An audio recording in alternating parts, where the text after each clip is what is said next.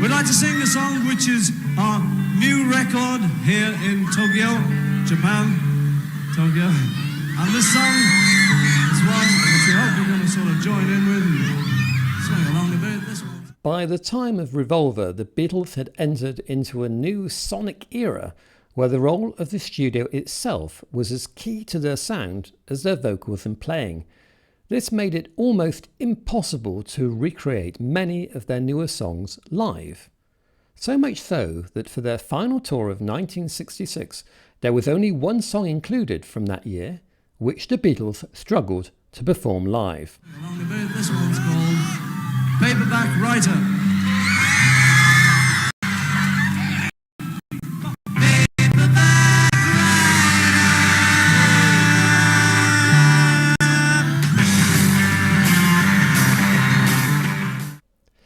Paperback Writer featured complex vocal harmonies and double tracking with a dose of ADT thrown in for good measure.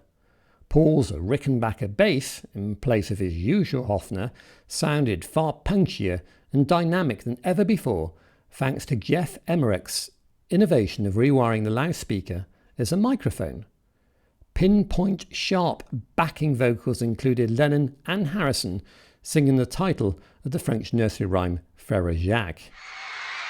The close harmonies on things like Paperback Writer and Nowhere Man were very hard to do on stage because you're just empty and there was no sort of guitar notes to take it off. Well, we had 8-track by then, I think that was the problem, and so we had the luxury of double tracking, and then also we were trying to compete with the Beach Boys and Pet Sounds and all that. I think it was around that time. When was Pet Sounds? It was all that la la la la la. Yeah, and so all our voices were really like double track. Paperback Writer. Paperback. Yeah, that's there it goes. And you know, there was no way doing it on stage really. Whilst Paul had played bass and lead on the recording, he clearly was unable to play both live. Performed live, the harmonies were off key and the sound much thinner minus the amplified bass recording. This was most apparent when performed at the Budokan in Tokyo. For cultural reasons, the Japanese fans did not cheer as voluminously as their Western counterparts, so the Beatles were particularly exposed. This was a source of embarrassment to the Beatles, but by now they had perfected a simple technique to mask over their live shortcomings, as George explains in the anthology.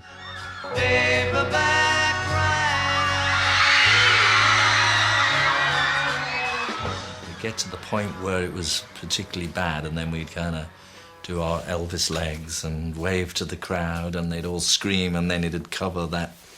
I think Paul already said that the screaming did cover a lot of worrying moments.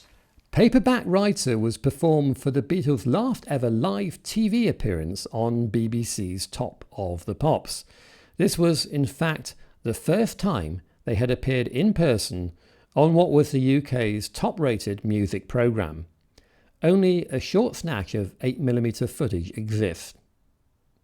Featured throughout the 1966 tour, Paperback Writer was the penultimate song played at their final US concert on the 29th of August at San Francisco's Candlestick Park. Despite the limitations of their performance, the song remains an important link between their live and studio performances, whilst providing another good reason to abandon touring.